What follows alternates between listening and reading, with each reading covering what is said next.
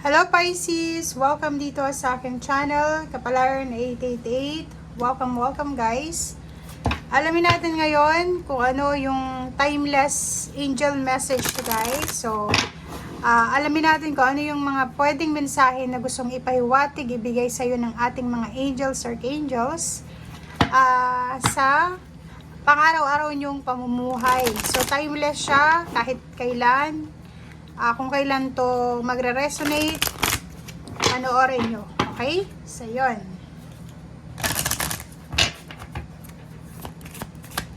Pisces. Kumuha tayo dito ng isang baraha. Isa lang. Wow! Improving health. Okay, so Pisces, ikaw ba ay may mga health issues or may mga kailangan na i-prioritize sa health mo? Dito sinasabi na ang message sa iyo ng angels ay may improvement sa health mo. Okay? So, improvement of health.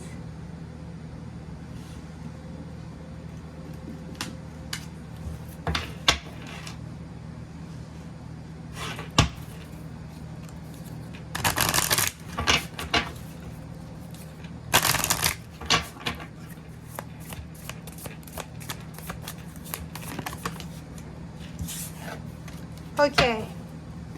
Next card is from Archangel Porlimic. Wow. So, since nauna is improvement of health, dito sa sinasabi ng barahan na pwedeng makatulong sa'yo yung nature. 'Di ba? So, spending time sa nature, sa dagat, sa kabukiran, grounding, pwede yun na makatulong sa'yo lalo na sa health mo kung may mga issues ka regarding sa health. And for peace of mind and harmony din. Next card is from Archangel Aurora. May new beginnings na parating para sa'yo. Okay? So, wini-welcome ka ng ating Archangel Aurora para sa new beginnings. So, let the sun shine in your life. So, i-enjoy mo kung ano man ito na pagbabago na posibleng magaganap sa buhay mo or parating sa buhay mo, Pisces.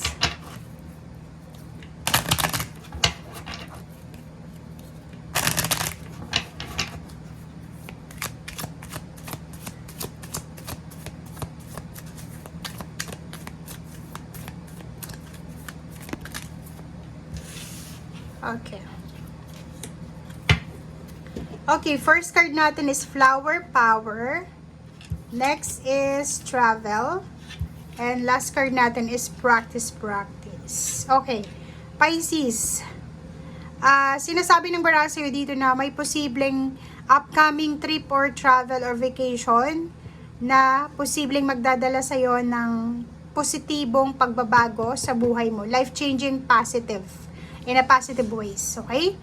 And yun na nga, since dito, same din, sinasabi ng baraha, spend time with flowers, spend time with plants, spend time with nature, dahil posibleng makatulong ito sa healing, personal healing power na kailangan mo sa katawan mo. So, if ever, medyo stress ka or gusto mo alam mo yun, ng way out para ma-relax ka, pwede din yung maglakad-lakad ka sa nature, pumunta ka sa dagat, magpahinga ka, diba? Grounding, detoxification, spending time sa pet, or spending time sa mga mahal mo sa buhay. Okay?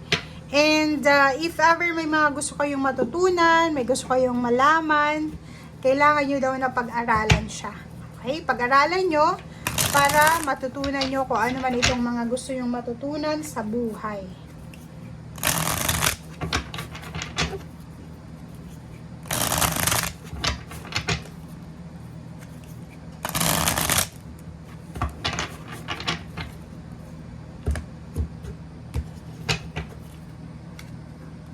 Okay, first card dito is 8 of Air. Next is 10 of Earth. Whoa. And 2 of Air. Next is the Empress. Oh, eto, it's a confirmation dito ng new beginnings. Positive news na posibleng darating sa'yo. Okay, so Pisces. Wow.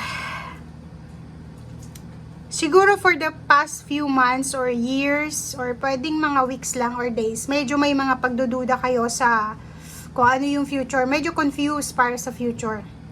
Hindi nyo alam kung ano yung parating or hindi nyo alam kung ano yung mangyayari. But, sinasabi ng baraha mo sa'yo dito na maraming pagbabago. Wini-welcome ka nga ng mga angels mo, especially Archangel Aurora, para sa new beginnings. Tingnan mo to, may posible kang paghandaan. It's either an email, chat, call, confirmation, letter, documents, papers, kontrata na posibleng darating sa'yo. Okay? And ito ay posibleng magbibigay sa'yo ng inspiration or ito na yung fulfillment ng mga wishes mo. Ito yung magdadala sa'yo, magbibigay sa'yo ng pag-asa. And Pisces, paki-comment sa comment section, ikaw ba ay nagdadalang tao or ikaw ba ay nanganak na or posibleng may parating sa buhay mo na pagbabago. Nakikita natin dito na maraming magbabago sa buhay mo. Maraming blessings ang parating, hindi lang financial, hindi lang personal, kundi marami sa lahat ng level or areas ng buhay mo. And nasa gitna niya yung Ten of Earth. Sinasabi na may new beginnings dito sa usaping prosperity, abundance, and travel. Okay? So, yung Ten of Earth na to is yung fulfillment ng family wishes nyo. Hindi lang iisa. So, for example, ikaw, asawa mo, anak mo, kapamilya mo, may mga wini-wish kayo regarding money na posibleng darating siya. Nakikita natin dito yung lump sum. It's either yung asawa mo, yung partner mo, yung girlfriend, boyfriend, parents, siblings, ay bigla silang nai-promote sa trabaho.